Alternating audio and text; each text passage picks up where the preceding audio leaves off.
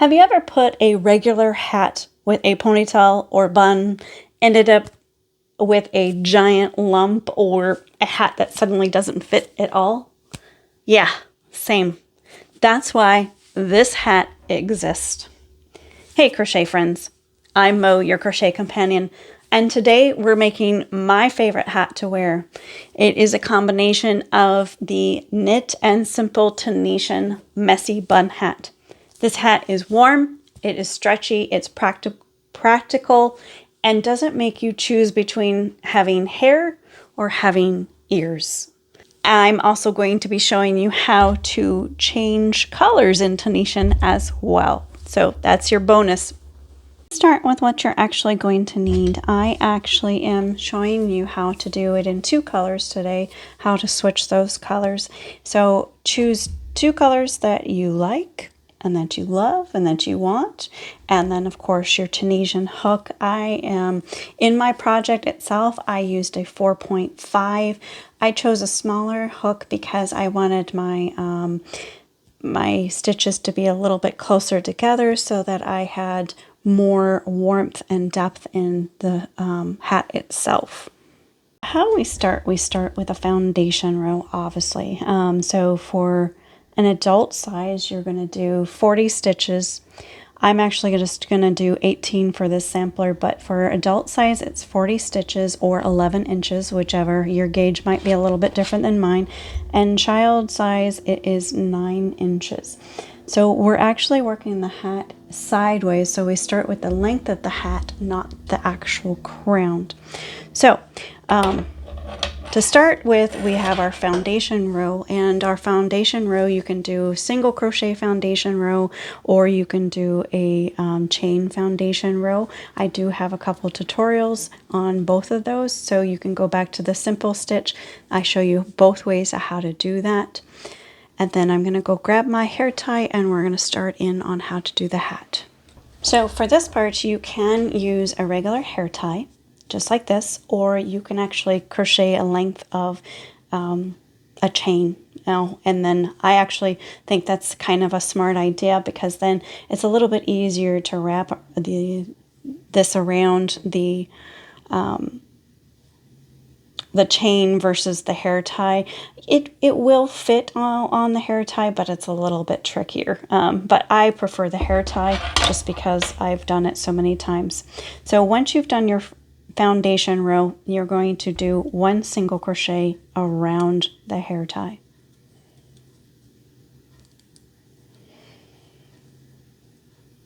So just like that, you're going to have the yarn on this side, insert your hook, and you're just going to do a single crochet around the hair tie itself. Then you go straight into your forward pass.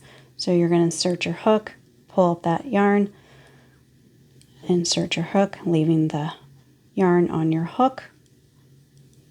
And then once again, if you are unsure about how to do the forward pass, it's okay. Go ahead and stop the video and head on over to the simple stitch or the knit stitch so that you can get more clarity. I'm actually much more detailed on the simple stitch, so they all kind of work together. So I would recommend watching the simple stitch and then the knit stitch and then coming back to the hat.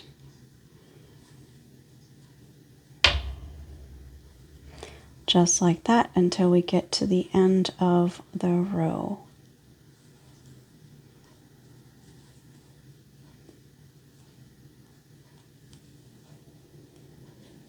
All right, there we go. Now this is the part where I show you how to do that second color. And I always find it so much fun to do multiple colors. I've done up to like 3 or 4 different colors. I am just going to show you how to do 2 colors for right now. We might get into the multiple colors later down the road. Okay, so we're going to grab our second color. We're just going to throw that on our hook like as if we're going to yarn over. And we're going to pull it right through that first loop, just like that. Then we're going to yarn over, pull through 2, yarn over, pull through 2, all the way to the end. And don't worry, it will stay. It really does.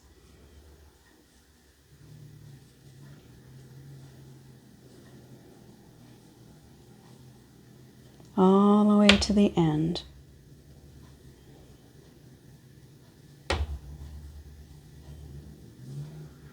All right, so now that we're at the other end, you're going to take that and you're going to do that single crochet around your hair tie again.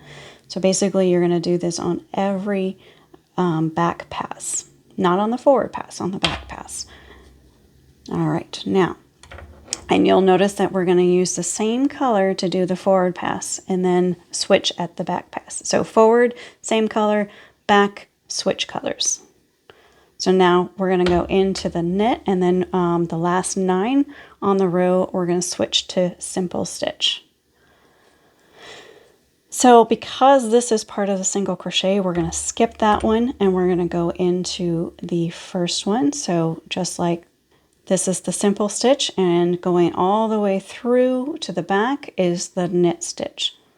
So we yarn over, pull up that loop, insert, yarn over, pull up that loop. We're going to keep going until I always like to look at the end of my work to know which one I need to do for the simple stitch. And this is creating that ribbed look on the brim of your hat. I always think that it's fun to create that. 1, 2, 3, 4, 5, 6, 7, 8, 9. All right. Actually, yeah, 1, 2, 3, 4, 5, 6, 7, 8, 9. Okay, how about that? I got on the first try. Okay, so now we're going to go to a simple stitch. We're just going to go straight into that vertical bar, pull up that loop, and keep going until we get there. All right, all the way to the end.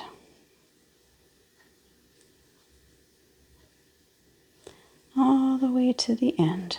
There we go. And then that last one, we're going to look for that kind of the sort of braid, but it's not going to be this one because that's the loose one. So we're going to look at this and we're going to grab this one and this strand. That's going to be our last loop, last stitch of that. And pull up the loop there just like that. Now we're going to yarn, well, actually, no, we're going to switch our colors.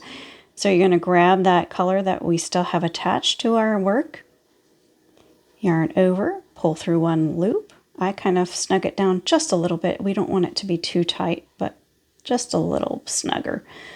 And go through the yarn over, pull through 2, yarn over. So that first one is the yarn over and pulling through one loop, and then the rest of them are all yarning over, pulling through 2 all the way to the end. All the way to the end, and then of course at the end of the back pass we are going to do that single crochet around the hair tie or your crocheted chain, whatever you want to call it, a chain, just a chain. Okay, so this is the fun part. You see how it is curling? It is curling. It will drive you bonkers, but I assure you that if you just steam it, what I did is I just steamed my hat just a little bit here and there, just to kind of get it down just a little bit, every single row, not every single row, but every so often I would do that. Now, as you can see, if we look at this, you see how now that we've done a second pass, it's starting to look knit right here on this first row, right? Isn't that cool? How it's starting to look like knit, and this, of course, looks like that simple stitch. Okay, all right. So I went ahead and went to my project that I'm still working on, and as you can see from this, I got it laying a little bit flatter, and that's because I took my steam iron to it and just kind of gave it a nice quick shot of water. And what you want to do is measure it from this end to this end. Generally, you know, I don't go all the way on the edge, but I go kind of just a little bit up further in the rib of it. And then I'd make sure that my hat measures for an adult, it's 22 inches, and for a child, it's 19 inches. That will be the what you need for width-wise to match the size of your head. All right, so I'm going to go ahead and show you how to bind this off real quick, because you do need to bind it off just like with regular work, and it's just real simple. I've already done my last single crochet around the hair tie. Skipping that, you're just going to go into the next one. Just like you would do a regular row, you just do a knit. Actually, you know what? I just made a judgment call, last minute judgment call. I don't like the way the knit binds off, so I'm actually just going to go into it doing a simple bind off, simple stitch bind off. So I'm going to go into that first vertical bar and go just through a slip stitch. That's all you do. Vertical bar, slip stitch. Vertical bar, slip stitch. Now you can do the knit. It's gonna not make the, where you left off or where you combined your two ends. It's not going to be as obvious. So you just do a slip stitch all the way to the end. The reason why I just did that judgment call is because when I have noticed that when I do a knit stitch bind off, it has a tendency to do this. So let me go a little bit closer so you can see. That's what it does. And I don't like the way it does that. So you see here, it's a little bit smoother on the edge itself. Now, when you get to the end, I would recommend still binding it off by putting it under both of those strands, just like you would do when you get to the end of your row, just like that. That way it looks uniform. So from here, you're going to snip your ends, give yourself plenty of room, especially with one of the colors, because you're going to use that to do a whip stitch. So you're going to whip stitch these two ends together. I'm having a struggle. I'm on a struggle bus here trying to get everything together so you guys can see it. So once you snip your yarns, you're going to whip stitch these two ends together. Just like that. Make sure it's nice and even. You'll probably go from this end to this end with your whip stitch.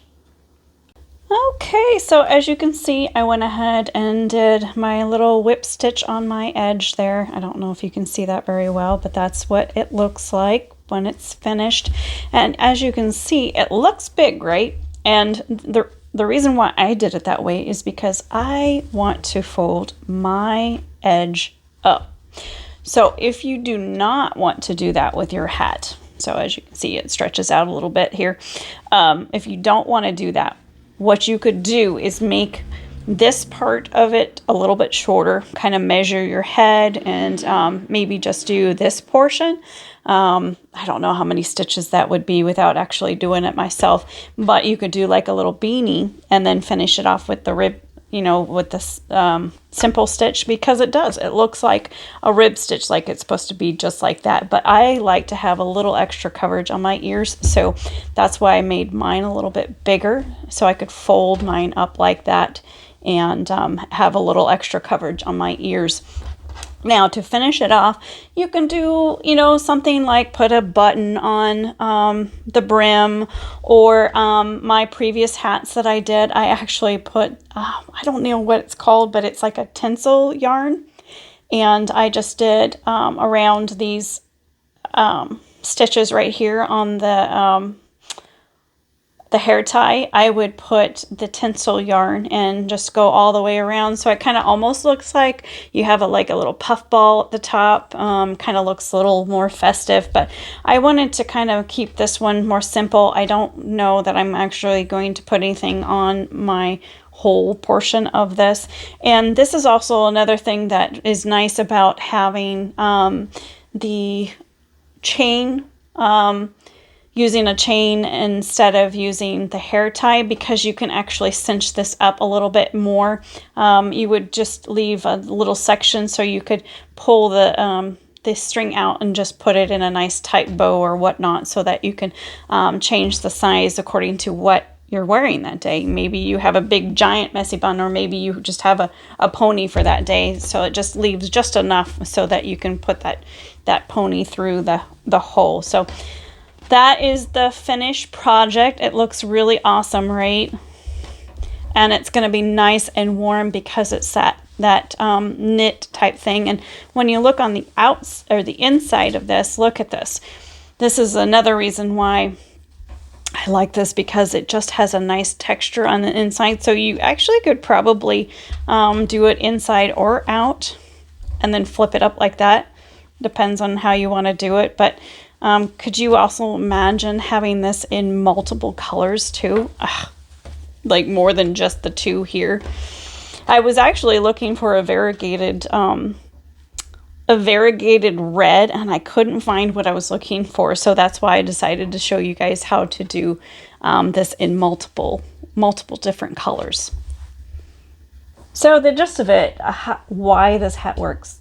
I find that, you know, this kind of shows you guys how the Tunisian works in an actual wearable project. And then you can use the ribbing or the simple stitch to kind of control some of that curling chaos. If you wanted to, you could do like a knit one, simple stitch one, you know, back and forth, because I do find that the simple stitch doesn't curl near as much as the knit stitch does. The biggest thing is that it does create a warm structured fabric, and I really wanted that for these horribly below zero winters. Yeah, it's a little bit colder this year than usual.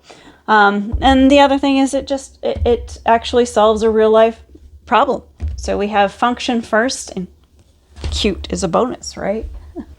All right, so in the future, we're going to probably do some more with Tunisian. I do know that in the future, I will be showing you guys how to Tunisian in the round. I don't know exactly what all I'm planning on. I think one of them is how to do chevrons or wave stitches as well. So I don't know how far in the future I'm going to do that, but eventually that's what I will be doing. So drop me a line if those are things that you're interested in, or if there's just something else that you're more interested in. I can certainly add those to what I'm going to do in the future. But until next time, don't fight the curl, and may your hooks never hide.